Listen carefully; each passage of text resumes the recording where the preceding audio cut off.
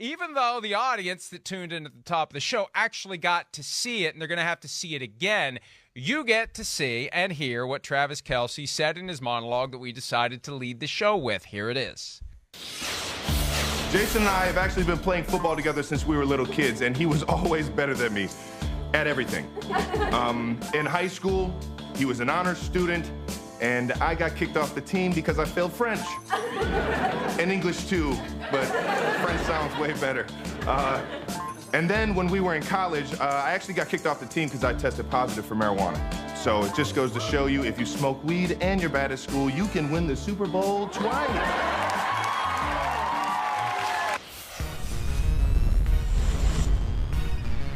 Hey!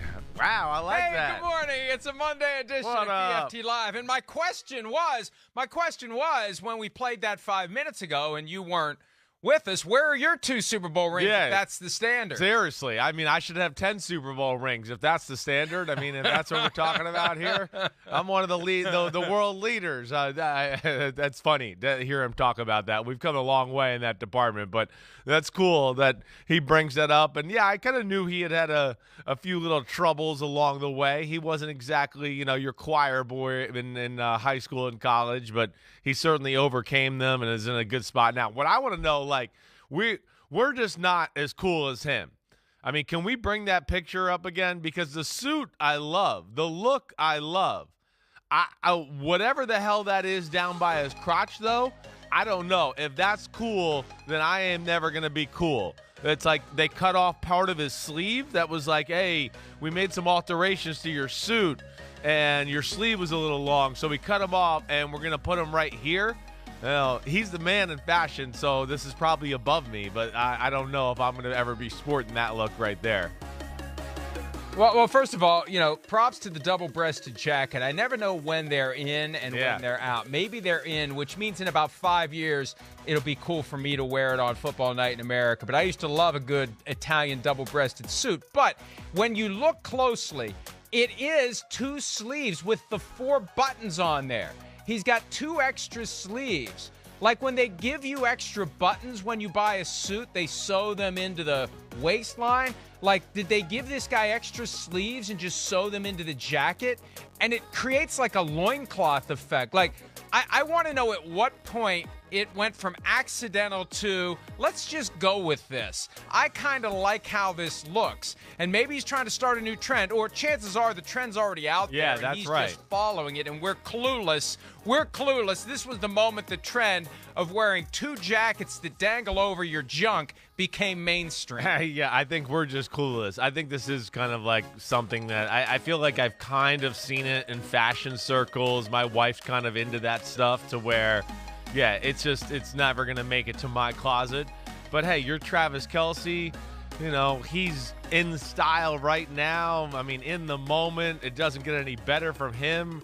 He's got money flowing through the bank account. Everybody knows who he is. He's world famous. He can pull this off. But, yeah, that ain't happening in my wardrobe. Definitely not. And, yeah, I'm a little too classical to ever go down that road right there with being too cool.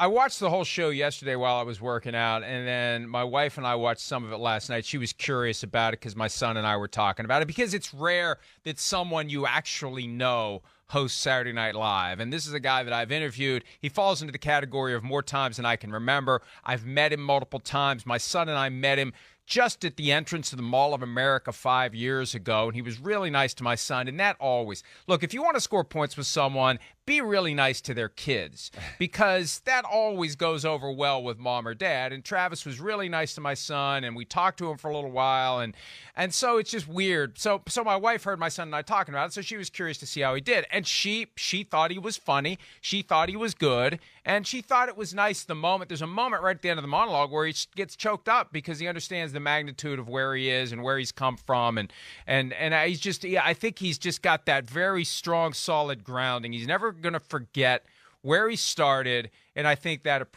helps him appreciate even more where he now is. And, and that came through in everything he did, and he had enthusiasm for what he did, and I think it added to his performance. I thought he was really good. I didn't get to watch it. There's SNL snobs out there that want to look down their nose and find fault with any performance. And again, as I said earlier, it does tail off after Weekend Update, and that's kind of baked into the formula. But I thought he was really good. I'm not shocked to hear that. I mean, having been around Travis Kelce a few times in my life, he's full of personality, certainly not afraid to speak his mind a little bit and be silly. He's extremely quick-witted, so I'm not surprised to hear that. I didn't get to catch it. I was kind of hanging out with the Jersey family on Saturday and then was kind of driving home during the start of the show. So I didn't get to really digest it, but I'm hoping to catch a few clips here today at some point. Hi, it's Mike Florio. Thanks for watching PFT on YouTube. Hit subscribe for the latest news and analysis from Pro Football Talk.